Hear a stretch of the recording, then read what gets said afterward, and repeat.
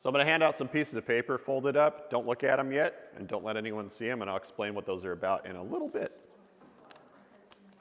Not everyone's going to get one, sorry, but you all get to experience the game, so and I'll let you guys fight over that. Don't look at it. I know.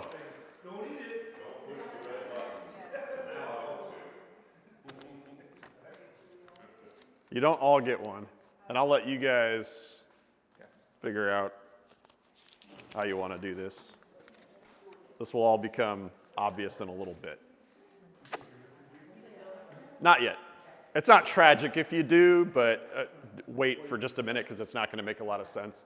Don't let anyone, the real key here is don't let anyone see what's on that just yet. Palm pepper spray is next generation OC spray. It's hot at 1.4% major capsaicinoids, and its modular design means you can customize it exactly to you. 3 different setups, lots of different color combinations. You can make it exactly as you like. And the flip top safety prevents accidental discharges. Its 10 to 12 foot range and 25 half-second blasts make sure that you can keep that long range eye poke at long range. I trust Palm OC, and I recommend it for everyone for self-defense. So quick introductions, guys. I'm Ross. Nice to have you today.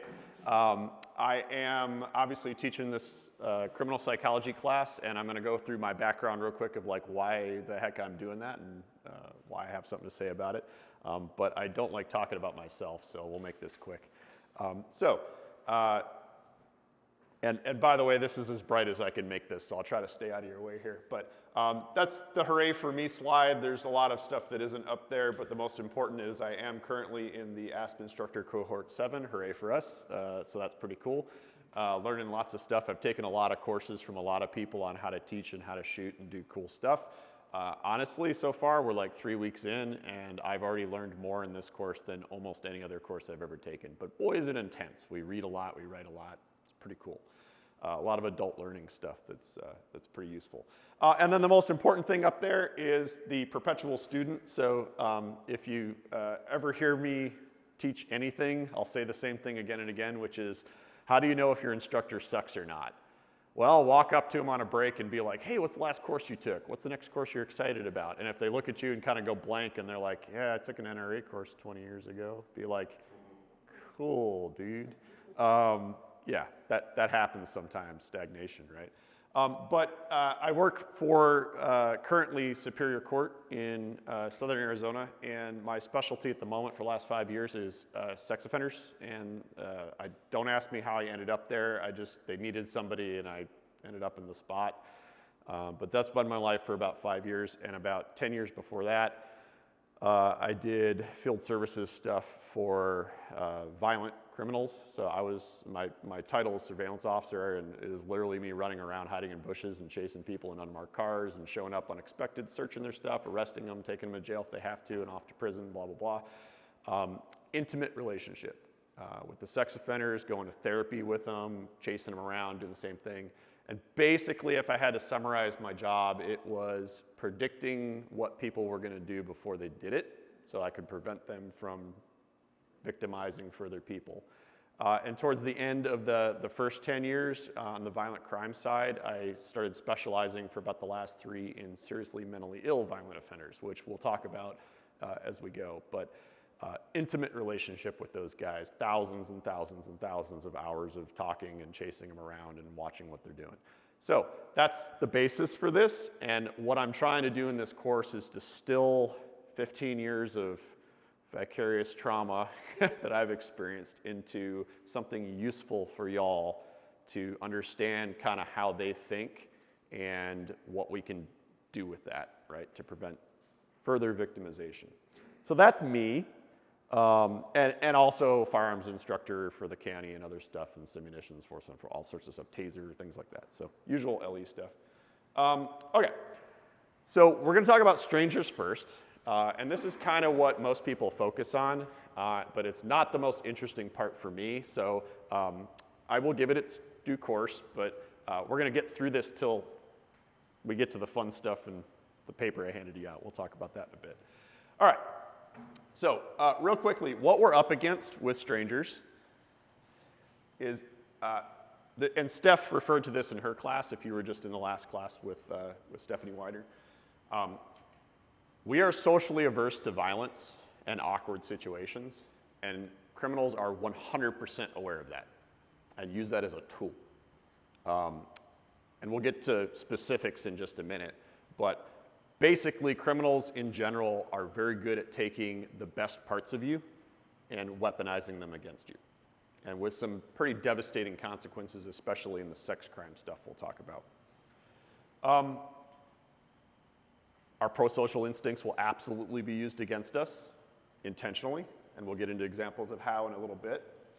On top of that, if you've never taken a class that forced this into your conscious experience, timing is against us. If we're the good guys, right, the bad guys get to pick exactly when, they get to pick most of the aspects that happen, and once the go signal goes, you know, we're usually behind the 8 ball.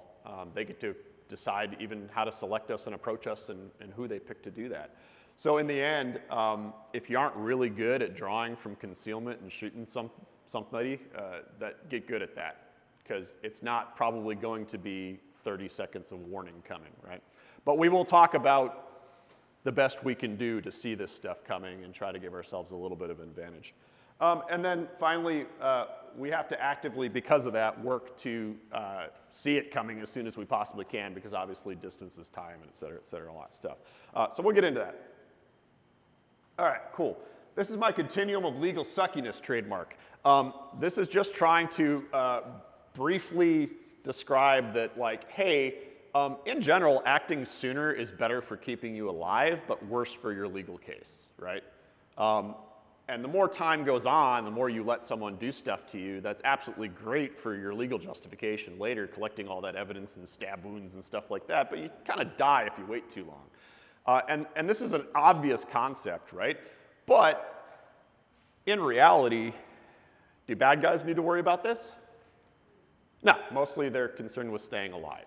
And if you talk to them about staying out of prison, because you and I don't want to go to prison, usually the response they get is that's a cost of doing business. And they don't want to go to prison, but they look at it as like, yeah, it's a thing that happens. I catch a case every now and then, right? Sucks. Totally not a deterrent. And that makes sense, because if you spend a lot of time with these guys, they don't have much to lose, right? They can generate thousands of dollars in days through crime, dealing, whatever it is. And they're used to that lifestyle. They're used to quickly, oh crap, I have something I need, cool, I'll go call somebody, you know, I'll go sell some stuff, I'll get a couple grand, cool, I'll figure this out. And then you get that guy out of prison and you're like trying to tell him how he has to have responsibility and all this stuff he could lose and all these things that are gonna be held over his head in his mind that he now has to care about. That guy doesn't wanna do that. You tell him he has to wait 2 weeks for his paycheck or something like that, he looks at you like you're crazy. He's like, why would you ever do that? Yeah, it's kind of hard, right, to explain that. So that's kind of the background of who we're dealing with.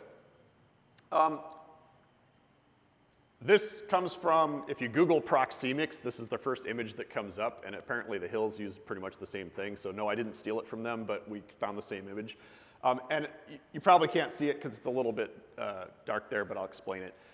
So if you look at normal social interactions with people, and these numbers are from North America, so it does actually change depending on what country you're in, we actually have pretty known values for what's normal interacting with people. What do I mean? Well, this bottom number is for public space, right, out to about 25 feet. And what I'm trying to describe here is what normal behavior is and then what criminals do that is slightly different that we can start to pick up on. If someone, have you ever walked down a hallway and someone's kind of far away, but your eyes meet, but it's too far away to talk to them yet? And you have that awkward, like, where do I look? What do I